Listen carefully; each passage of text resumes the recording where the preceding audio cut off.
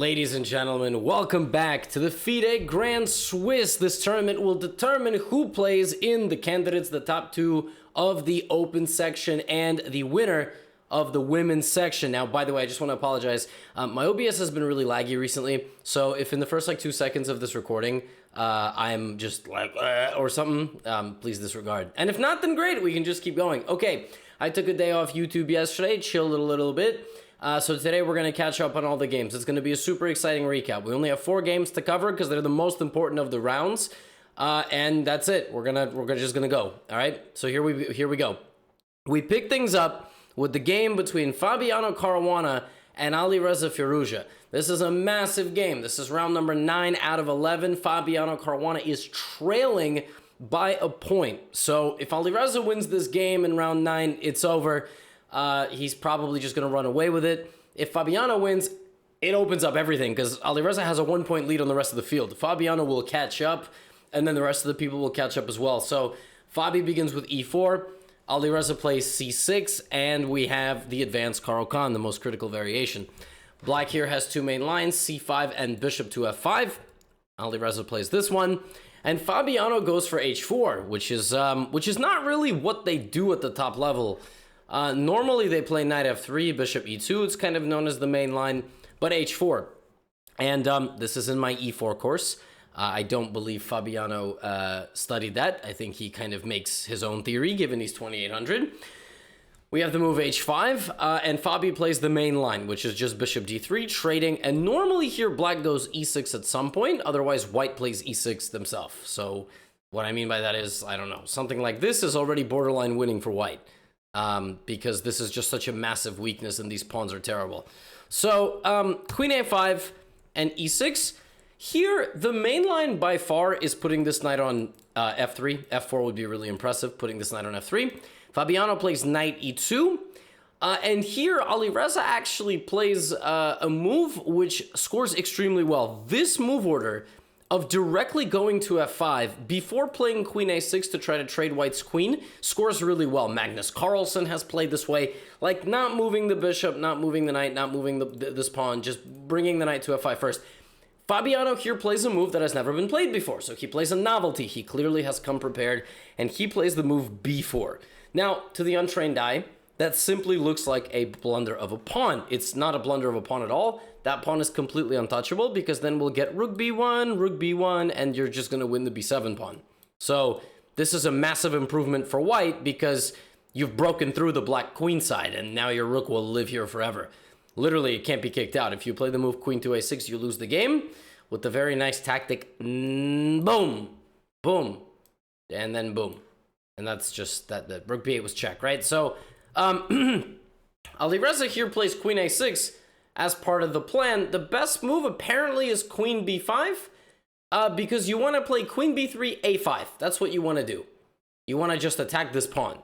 But it's not over. I mean, white can take and the game goes on. But we have queen a6, and see, this is the whole point. Now Fabiano is going to try to advance the queen side with the queen behind the b pawn. All right. But right here, the players actually transpose back to a different game. I don't know if Fabiano was familiar with that game. Perhaps he was. But b4 was a total novelty in this position. But then now the game became a different game. And that was a game between Atalik. Atalik played with the white pieces, Swat Atalik, and I forget his opponent. But I mean, I was just like looking in the database. And I was like, oh. And in that game, actually, queen c4 happened. This trade occurred, like queen c4. Fabiano played this, so bishop to d2. And this is a novelty. This is, I don't know if it's just inspiration over the board, but the point is this. Black doesn't have a very easy situation. The thing is that black's queenside movement is going to be very challenging because white actually controls a lot of useful space, even with the double pawns. The only way that black will get play is through the move f6, which is what Alireza played. And it should be noted that at this point, as he kind of just slowly makes improving moves, and the king is totally okay there because the knight will never be able to jump in. As Alireza was making all these moves, he was down like 40 minutes on the clock. So a bit of nerves for sure, a bit of hesitation as he was kind of unpleasant with the position and trying to figure it out. The board begins opening up right around here. when it becomes clear Alireza is just sort of getting a little restless. His time is ticking a bit lower. He wants to force the issue. But he's allowed Fabiano to get very nagging pressure, right? And Fabiano's just played a bunch of sort of easy moves. His queenside structure is a little stupid, but white really doesn't have any risk in the position. So now Alireza starts committing some risky moves. He plays d4. That's just extremely risky because this pawn could simply be lost after something like rook c1, not rook c3, rook c4, or rook e4, or, you know, the knights will reroute. So rook c1, c5. Oliver's like, all right, let's deal with my problems. If you don't take my pawn, I take you. If you do take my pawn, well then thank you very much. I mean, knight c5, and I mean, I would just have threats on everything. So, and here Fabiano Caruana plays a really stylish move. He didn't have to play this move. He could have just like pushed and taken space, according to the machine. But he plays a really flashy move. He plays knight to d5. Oh la la, what is that? Okay. Is that the best move in the position? Very well could be. This is one of these moves you plug into the machine and it begins to really, really appreciate it. It's like, okay, Fabi. Here's the point. You can't take. Because check, and it looks like black is okay, but now comes knight e5. The knight goes to g6. And you would say, Levy, I don't understand. Like, I'm not, what's the big deal? You're not actually winning in material. You are. Like, there's like this or bishop g5. I mean, you could have, it's just game over. Rook c7, there's this move. The whole position falls apart because of this bishop to the king. So, c takes b4 is what Alireza went for in the game. Takes, check, and then takes. So, Fabiano's broken through. He's got the passed e-pawn, but Alireza now plays some of the most unbelievable chess I've ever seen. He activates his king, sacrificing his g7 pawn, and now the position might be a draw. He just gives away g7 because the rook can now take control of the g-file. Did he have to play like this? Could he have just, in this position, not done that? I don't know, because probably Fabiano would have just tried to break through like this anyway. He would have brought his own king and then played f5. So, very good chance that actually Alireza forced the issue the right way. The problem is that it's an extremely hot position to play, and this knight is just dancing around. I mean, that knight is really, really annoying. In this position, Alireza can take on b3 and activate his king, and he kind of does both. So he brings his king to the middle. He then trades off the knight. So he now has knight versus bishop. Very active king, potential pass pawn. Did he have to go for this? No. He could have played like d3, maybe brought in a second knight, but it's a really difficult position to really find the right plan. I mean, your king is in the middle of the entire board. It's like really not simple. And the position as the players get to the time control is just unbelievable. Like, look at this. I mean, what is going on? Both sides running their pawns down the board. f5. And here, Alireza has a move which holds white's pawns in place. And that move is rook e8. And it's rook e8 because if you play rook f8, which looks pretty reasonable, kaboom, kaboom, kaboom. If king takes e1, here, rook stops the pawn, pawns promote. If takes, pawn, promote. And the reason why rook e8 works is that after this sacrifice, neither pawn can move. That's why you can't push either pawn. But after bishop takes b4, it's still a game, by the way. It's like far from over.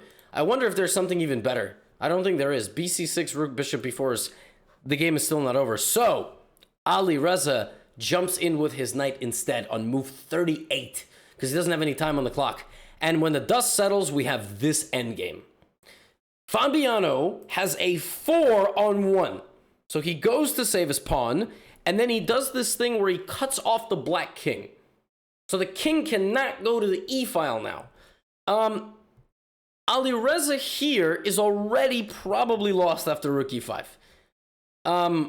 Like the margin of error here is on black side. Like white can kind of chill because he's cut the king off. Now the pawns can go.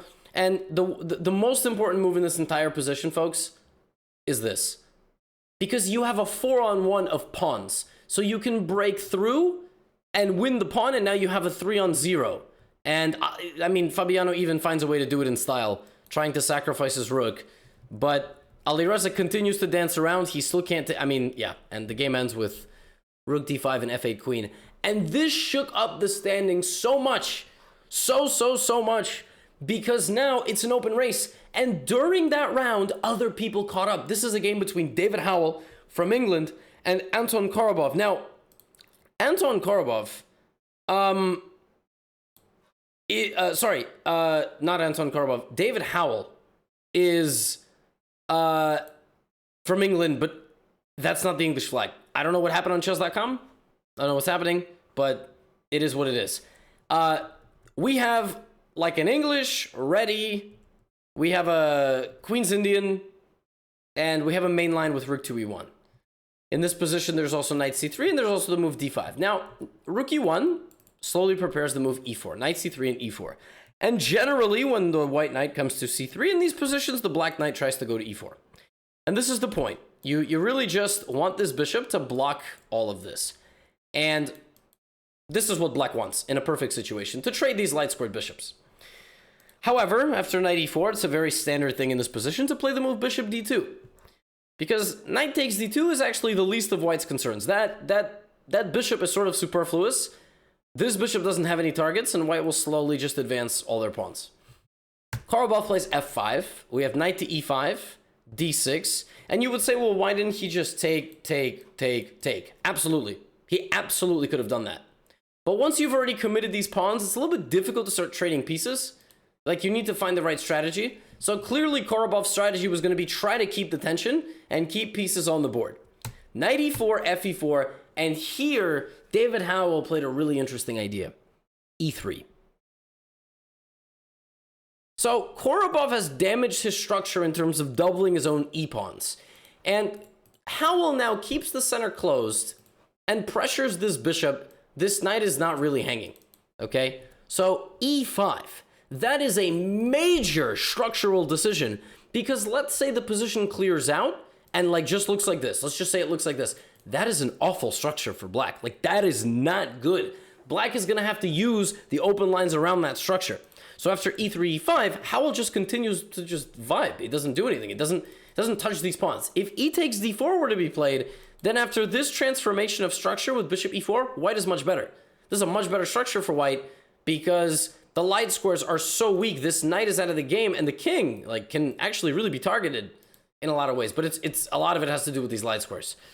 Queen c8, and now we have a queen trade, takes, and bishop c3. And this is still surviving. This is the eternal pin. Finally, on move 19, bishop a8 was played, and now that piece is guarded.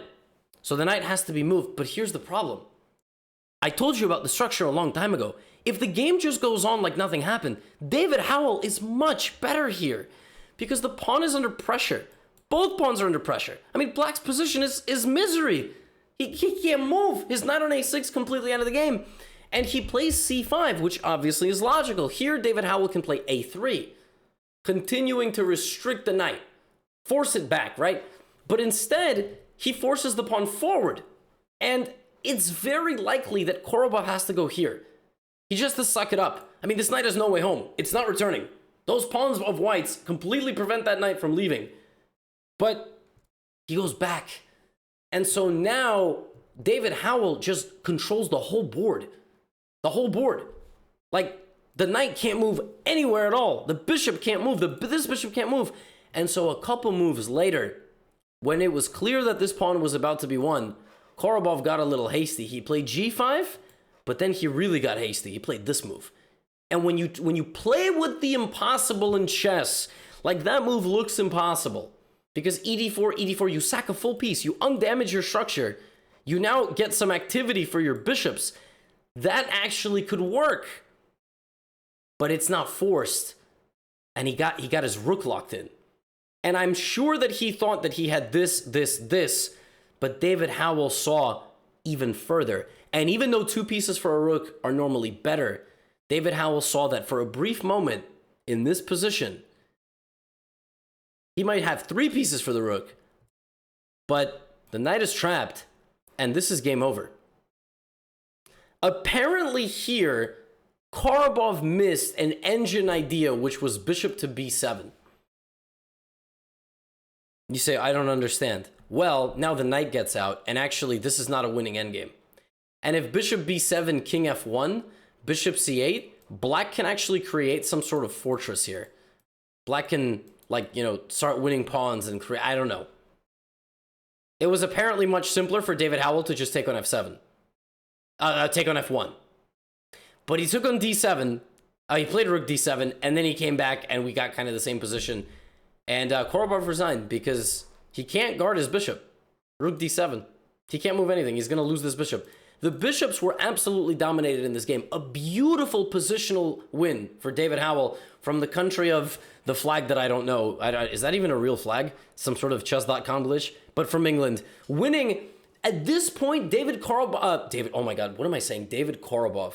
David Howell won 4 games in a row.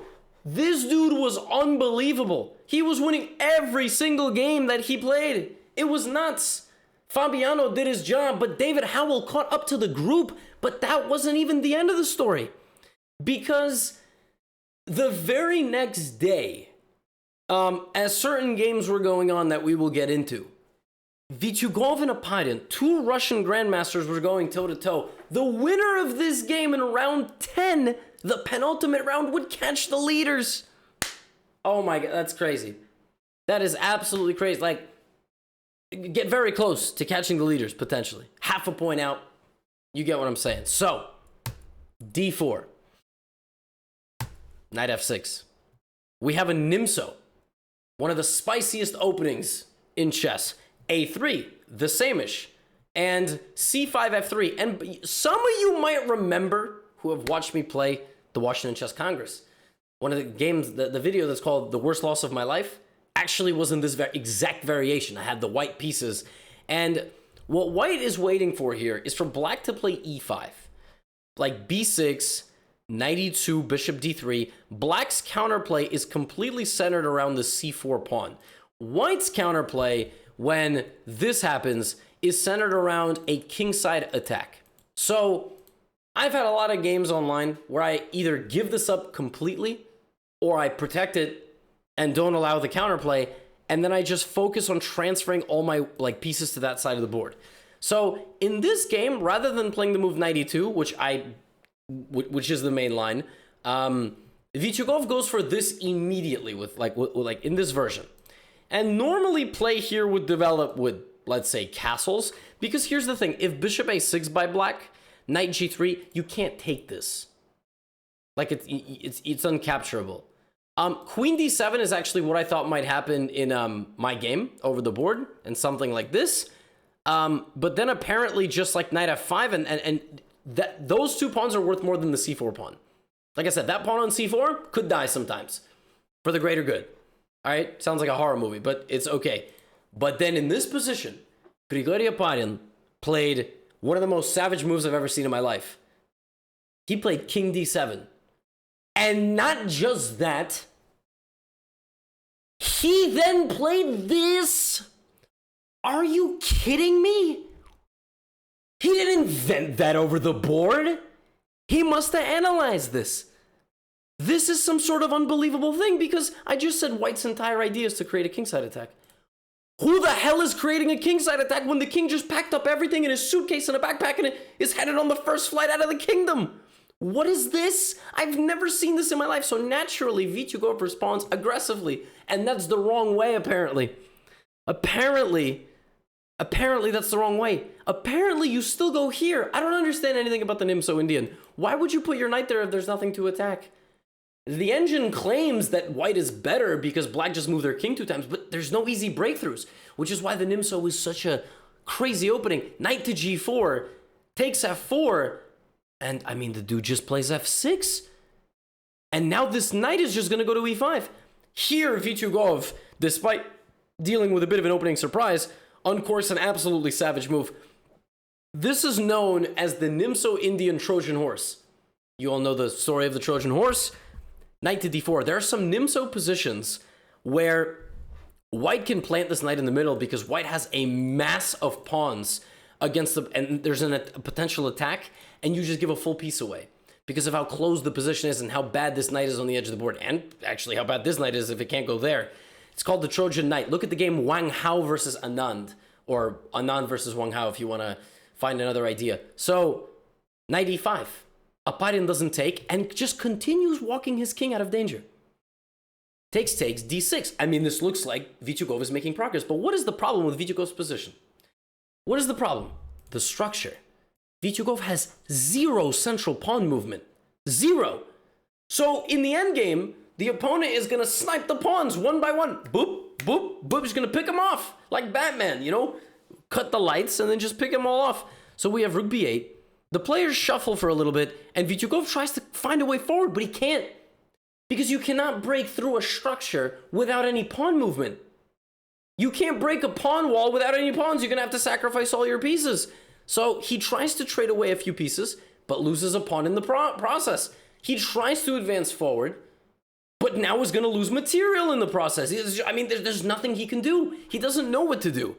Queen h3 takes, and queen e4. At this point, black is up an overwhelming amount of material, but black is up. White is down an overwhelming amount of material, but the board has opened up a little bit, so there might be some tactical possibilities, right? So Vityukov tries to get into h7. I mean, it looks like he's so close. And then here comes queen e2. The rook has been abandoned. So after rook b1, queen c2, the rook has to go somewhere. And as it's going somewhere, black now just calmly picks up d7, and that's it. He has 6 pawns. White has 4. 5 pawns versus 4. 5 pawns versus 3. 4 pawns versus 3. But, I mean, black is just winning because black just has the c pawn. Right? I mean, black has a safe king and just the c pawn. So now everything defends everything, and Aparin just pushes his pawn. That's all he needs. He just needs 1 pawn to make it all the way to the end, right? Right? Queen d1, and that's it. Now, there's a queen sacrifice to try to promote another queen. A lot of checks. And here, Vityukov resigned. I mean, Grigory Aparin, in the Grand Swiss, with a straight face, in the middle of a game, played king to d7. Can you imagine playing king d7 over the board? I mean, it looks like a mouse slip. I mean, it looks like, I don't know, you tried to pick up a piece, and you you offer a take back. And they're like, no, I meant to play that, and then plays this. I mean, imagine that. King d7, you're like, what is he doing? And then he plays this. And then he beats you like nothing. I mean, he beat him effortlessly, using all of Vityukov's forward momentum against him. Vityukov is the Russian champion. This dude is the champion of Russia. He won the Russian championship. I'm pretty sure this year, right? I hope that's not just completely inaccurate. I'm pretty sure he's the Russian champion. This dude is so good. And Aparin just made it look easy. And also that round, in round number 10, we had the biggest matchup. Alireza Firouzja versus David Howell. All right, so here we go. Both guys got 6.5 points out of 9. The winner of this game probably auto-qualifies, right? So tied with them is Caruana, who's now beaten both of them. Caruana beat Howell and Firouzja. He just beat Firouzja, so now Firouzja's got to beat David Howell. So what do we get? Italian, all right? A Frenchman and an Englishman whose flag chess.com is absolutely butchering. Go to Italy. We have h6. Don't worry about these early pawn moves. Nobody understands anything about the Italian anyway. Let's not even pretend. But I will tell you that in this position, after bishop b5, targeting the knight, I'm going to give you 10 guesses to guess what the theoretical move is in this position. The move that's played more than 90% of the time by GMs with the black pieces. Go ahead.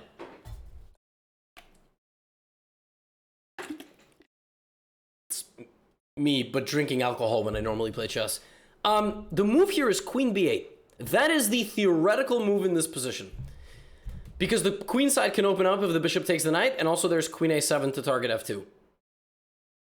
David Howell plays this. And now the players begin what's known as the Italian or the Spanish close position maneuvering battle. Knight f1, knight e7. So the knight moves out of the way of the bishop. Alireza's knight rotates to the king side. We have c6. And now David Howell uses the light squared bishop of white to create a queenside initiative, right? Notice these last 3 moves. c6, b5, a4. Looks like he's actually really improving his position, but the more you push forward, the more you could potentially soften up your own position. So Alireza at some point is going to be looking for a move like d4, right? But the second that he comes forward, the game opens up. That's what we know about chess. Like, you cannot win without risk at this level. The dude just played king d7, okay? You can't win without risk. So, d4. A couple moves later, Alireza prepared his queenside for a while, and played c4. Now, David Howell has a massive decision to make. First of all, you can ignore everything. Literally, you can play rook c8. You can ignore everything. Because it's very difficult to make the right move forward. For example, let's say white plays d5. cd5, cd5. This transformation is not good for white. White hasn't made the right way forward. He hasn't progressed the right way. Why? Center is completely locked. Black is actually the one faster on the queen side with counterplay, right? So you could do nothing with black. You could create counterplay with knight to f4. You could create counterplay with taking one of these pawns, right? You could also just play this. David Howell thinks for a while, takes on c4, bishop c4, and plays d5. I mean, look at that. You can cut the tension with a knife. Everything can take everything. Now Alireza has to calculate all the lines after ed5. David Howell has to recapture in all these ways. He also has to calculate taking on e5. He also has to calculate coming back with the bishop. He chooses to keep the tension. He says, David, you make the decision of what you're going to take. Now, David Howell can play ed4, de4, knight f4, knight e4. Maybe there's a move here, an engine move, c5. That is ridiculous that black can just throw a pawn forward, because if rook takes c5, which just looks absolutely free, the queen is now opened up. So now the queen with the c-pawn moving defends e4. I mean, there is so much tension. It is such a tense game. ed4 is what David goes for, and bishop d7. Now there's still tension. Now Alireza has a ton of ways forward. He has so many ways. He can play ed5. He can put one of the knights on f5. He can play b4, for God's sake. He can play b4. At every moment, both players have like between 2 and 5 options, and then there are multiple responses to those responses. It's such a tense game. Alireza chooses to take, not yet, and then take. He plays knight f5, takes, and then he plays bishop d4. And it looks like in the last 2 to 3 moves, he has outmaneuvered David Howell. Knight f5 was a good move. In this position, it seems like David Howell should have taken with the knight. He should have left his c-pawn kind of in the line of sight and tried to be more active in the middle. But still bishop d4 would have come. So takes, bishop d4, now bishop e5. And here, Alireza calculates, deepen the tank, and finds a forced tactical continuation to claim an advantage. Or does he? Check. Takes. Takes. Takes. Check. Here. And in this position, Alireza saw this, and this, I'm sure. But it's an opposite colored bishop endgame, and maybe there is queen to b3, and maybe black holds, I don't know. Instead of this, Alireza chose to play the nice move, queen f3. Queen f3 looks like a very big problem, because if f takes g6, then queen f6, and it's over. The game is probably just over. But then David Howell found the only move, a move that Alireza completely missed, and that move was queen to c6. And now white might be lost. In fact, white is, except for one move, losing. Queen c6. And if rook takes c6, rook e1 is mate. This bishop, which you let survive because you were not just going to take it and try to go for the endgame, instead trying to get a little bit greedy, taking it with the queen and trying to create more threats. Actually, queen c6, unbelievable move. The only move in this position, bishop back to c2. Because if this still can't take, here, bishop f6. And you have to go for that endgame. You have no choice. But David Howell chooses bishop back to b8, here, and rook c8. He is down a pawn. Alireza has to win this endgame. He didn't really want to go for this endgame because, at least with the opposite color bishops, but now at least there are 4 bishops on the board. d4, look at that move. If you take it, bishop f4, oh my. See, this is the problem with getting paralyzed, right? So the bishop d2, king g7, and now we have a trade. Can Alireza win this endgame, and how the heck does he do it? He starts bringing his king.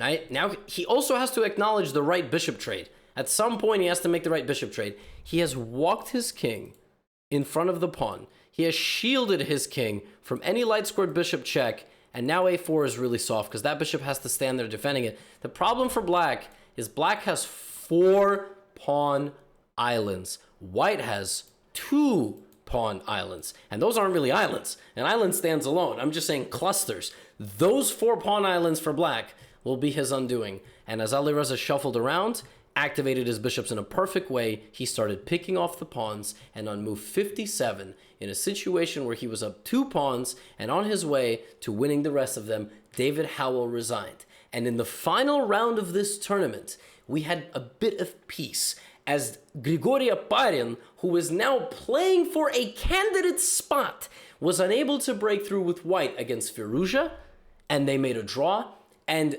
Fabiano Caruana on board 2 was unable to win. He also drew, but Firouzja wins the entire Grand Swiss with 8 out of 11. First place, candidate spot. Fabiano Caruana, 7.5 out of 11, wins the second candidate spot on tiebreaks over Grigory Aparin. Personally, I hate it. I hate the fact that a tiebreaker system of a sum of your opponent's scores or something like that is used. I think anyone who ties for a spot, there should be a playoff. I mean, because they never played each other. If Fabiano had at least beaten Aparin, but he didn't. Grigory Aparin had an undefeated run in the Grand Swiss, okay? And he doesn't make the candidates because of a tiebreak. So he got 7.5 out of 11, but he doesn't make it. But Fabiano Caruana is in the candidates, okay? So Fabiano Caruana, Alireza Firouzja in the candidates. On the women's side, it was not competitive. Lei Tingdier from China, undefeated, 9 points out of 11, absolutely dominates the women's side to qualify for the candidates. And she will go up against, an extremely strong field over there. The champion currently from the women's side is also Chinese, Ji Wenjun. But also huge props to Elizabeth Petz from Germany, who had a massive tournament, and she got the Grandmaster title. And everyone's like, oh, she got the Grandmaster title at the age of 36. That's like incredible. Levy, there's still hope for you. I'm like, all right. Hit the brakes. Stop worrying about me. But huge congratulations to her. She had an awesome run, awesome tournament. She slowed down a little bit at the end. She lost the game to Maria Muschuk, but she became a GM. So congratulations to her. Congratulations to Lei Tingdier. Congratulations to Alireza Firouzja, Fabiano Caruana, Grigory Aparin on an unbelievable tournament. A lot of young players did super well. Nihal Sarin went undefeated. So many people gained rating. And I had a lot of fun making these recaps for you. Thank you for hanging out with me this Sunday, unless you're watching this some other day. I'm going to go bowling. Goodbye.